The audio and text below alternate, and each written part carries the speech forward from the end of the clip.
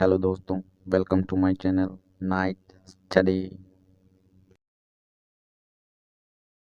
Okay ये जो है BSOC 134 का दूसरा पार्ट है, जिसमें पहले पार्ट में हमने अनुसंधान की परिभाषाएं पढ़ी थी, विशेषताएं पढ़ी थी और कुछ प्रकार पढ़े थे। उसी को आगे बढ़ाते हुए इस वीडियो को लाए हैं। तो जिसने पहली वीडियो नहीं देखी है वो जाकर पहली वीडियो देख ले, लिंक जो है इस वीडियो के डिस्क्रिप्शन में है। ठीक है, तो चलिए उसको आगे बढ़ाते हुए देर न करते हैं तो देखते हैं मात्रात्मक अनुसंधान क्या होता है। मात्रात्मक अनुसंधान एक ऐसी प्रक्रिया है जिसमें संख्या तथा आंकड़ों के आधार पर किसी वस्तु तथा घटना का विश्लेषण या समाधान या खोज की जाती है। जैसे उदाहरण के लिए जनगणना जो है इसका मात्रात्मक अनुसंधान का परफेक्ट उदाहरण है। जैसे जनगणना में क्या होता है, कुछ लोग आते हैं जो घर घर आते हैं और पता करते हैं कि आपकी फैमिली में कितने मेंबर हैं। जो वो लोग हैं उनको जो है आप अनुसंधानकर्ता के शोधकर्ता के रूप में मान सकते हैं। ठीक है, तो वो जो है वो क्या करते हैं, वो घर घर आते हैं, वो पता करते हैं कि आपके घर में कितने मेंबर हैं और कितने लोग ऐसे हैं जो इन 10 सालों में चले गए। जनगणना जो है हर 10 साल बाद होती है, आपको पता होना चाहिए। ठीक है, तो ऐसे कितने ऐसे लोग हैं जो चले गए और कितने ऐसे लोग हैं जिनका जन्म हुआ है और उसमें कितने लड़की हैं कितने लड़के हैं। तो ये जो है एक परफेक्ट उदाहरण है उसका मात्रात्मक अनुसंधान का। ठीक है, ये समझ में आया। तो अब इसकी विशेषताएं देख लेते हैं।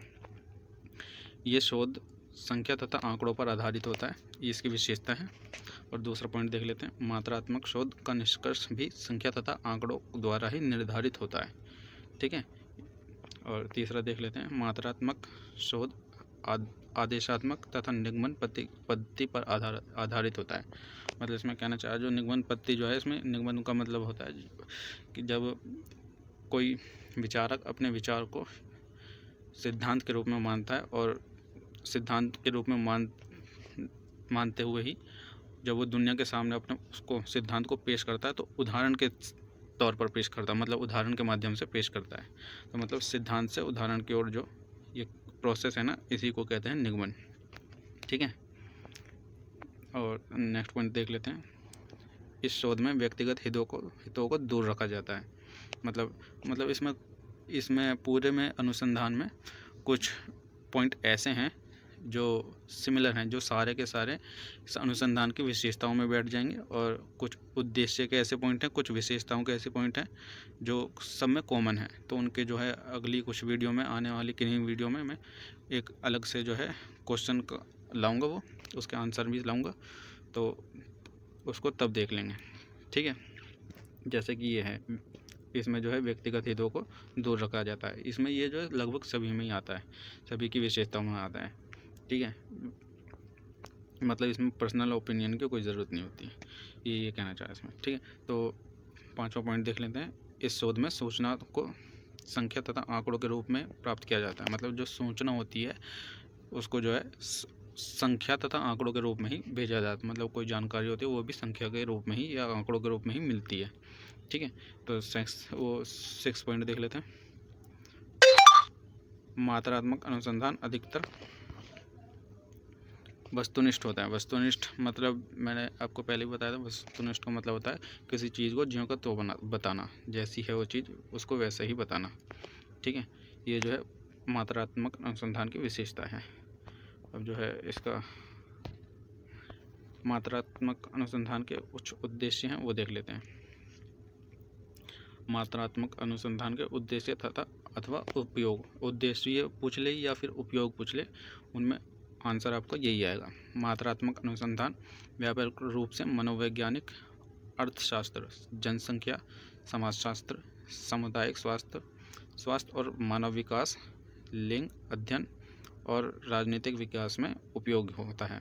मतलब ये इसका जो मात्रात्मक अनुसंधान है, इसका उपयोग किस किस में होता है, ये जो है मनोवैज्ञानिक शास्त्र में होता है और अर्थशास्त्र में होता है, जनसंख्या में होता है, समाजशास्त्र में होता है, सामुदायिक स्वास्थ्य में होता है, स्वास्थ्य और मानव विकास में होता है, लिंग अध्ययन में होता है और राजनीतिक विज्ञान में होता है इसका जो है उपयोग। ठीक है, इसका उद्देश्य भी हो गया और इसका उपयोग भी हो गया। ठीक है, और दूसरा देख लेते हैं। डेटा के संग्रह और विश्लेषण की मात्रा को निर्धारित करने के लिए मात्रात्मक अनुसंधान का उपयोग किया जाता है। मतलब संग्रहण मतलब जब हम एक तरह से मान लीजिए जब किसी चीज़ का निष्कर्ष जो है प्रतिशत पर निकालते हैं, जैसे कि उस एरिया में प्रतिशत जो है लोग ऐसे हैं जो नशा करते हैं। प्रतिशत में जो रिजल्ट आ रहा है ना, ये उसी की बात है। ठीक है, तो नेक्स्ट देख लें, आंकड़ों तथा संख्या के महत्व को बढ़ाने के लिए, मतलब जो इसका उपयोग जो किया जाता है संख्या तथा आंकड़ों का महत्व को बढ़ाने के लिए भी किया जाता है। ओके, अब नेक्स्ट देख लेते हैं गुणात्मक अनुसंधान। गुणात्मक अनुसंधान एक ऐसी प्रक्रिया है जिसमें किसी वस्तु या घटना के गुणों को तथा कारणों को उजागर करने के लिए किया जाता है।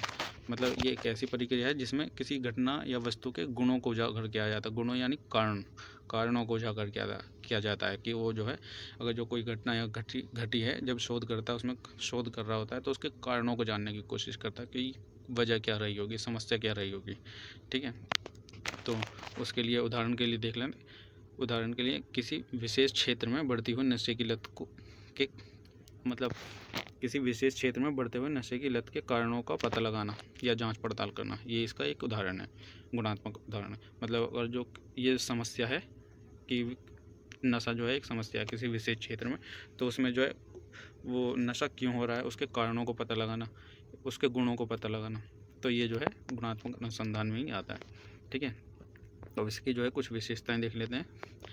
इसमें शोधकर्ता या शोधकर्ताओं की अहम भूमिका रहती है। मतलब इसमें जो शोध करता है उसकी अहम भूमिका होती है। इसकी एक विशेषता ये भी, इसकी जो है नेक्स्ट देख लेते हैं, इसकी आधार सामग्री हस्ताक्षर, दस्तावेज तथा लिखित अभिलेख होते हैं। मतलब इसकी जो सामग्री होती है जिस पे ये बेस्ड होता है, जिस पे काम होता है, वो क्या होती है, लिखित दस्तावेज होते हैं, कुछ साक्षात्कार होते हैं, ये जो है इसकी सामग्री होती है।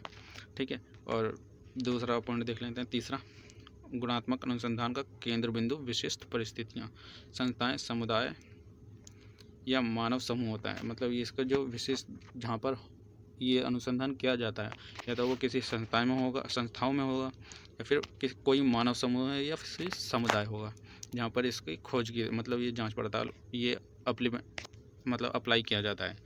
ये गुणात्मक अनुसंधान मतलब उनकी जांच पड़ताल के लिए जब उसके गुणों का पता लगा जाता है।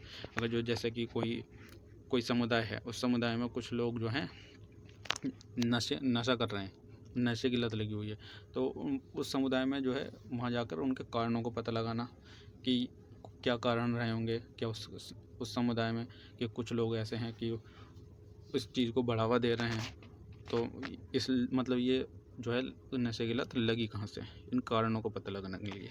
ठीक है, या फिर संस्थाओं में, जैसे कि स्कूल में भी ये चीज़ कॉमन पाई जाती है, स्टूडेंट जो है वो नशा करते हैं, बीड़ी सिगरेट वगैरह पीते हैं।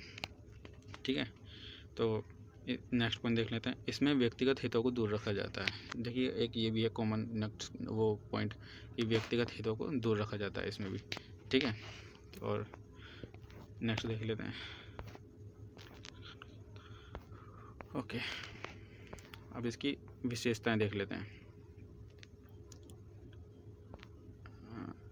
हाँ, विशेषताएं तो हो गई, अब इसके उद्देश्य देख लेते हैं। गुणात्मक अनुसंधान के उद्देश्य, इसमें इसके उद्देश्य मतलब इसके उपयोग क्या है या फिर उद्देश्य क्या है। इसके पॉइंट नंबर 1 देख लेते हैं, नवीन ज्ञान की प्राप्ति के लिए। मतलब इसका उद्देश्य जो है नवीन ज्ञान की प्राप्ति के लिए, जो हमें नया ज्ञान मिलता है, नई नई नॉलेज मिलती है, उसके लिए जो है हम गुणात्मक अनुसंधान का प्रयोग करते हैं। ठीक है, आप जो है ये पॉइंट्स वगैरह जो मैं बता रहा हूँ इसमें लिखे हुए, जो इसको जो है नोट डाउन कर लेना, नोट डाउन करके ही याद करना, तभी याद होंगे।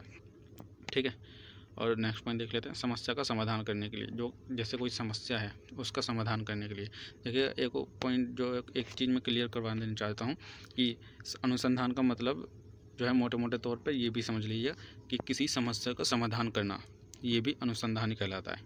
ठीक है, और देख लेते हैं तीसरा पॉइंट, किसी घटना या व्यवहार के लिए जिम्मेदार विभिन्न कारकों के मध्य अंतर संबंधों का अध्ययन करना। मतलब उन कारणों को उजागर करना कि जिनसे वो समस्या पैदा हुई है या फिर जो भी समस्या है। ठीक है, तो और नेक्स्ट पॉइंट देख लेते हैं, किसी घटना के वास्तविक चरणों का पता लगाना। मतलब जो घटना घटी है जिसके लिए अनुसंधान हो रहा है, उसमें जो वास्तविक चरण हैं, क्या क्या चरण हैं, उनका पता लगाना। ठीक है, और नेक्स्ट पॉइंट देख लेते हैं, शोधार्थियों में शोध के प्रति गहनता की दृष्टि को बढ़ाना। मतलब उनके जो शोधार्थी जो होते हैं, जो शोधकर्ता होते हैं, उनके प्रति जो है गहनता की दृष्टि को बढ़ाना।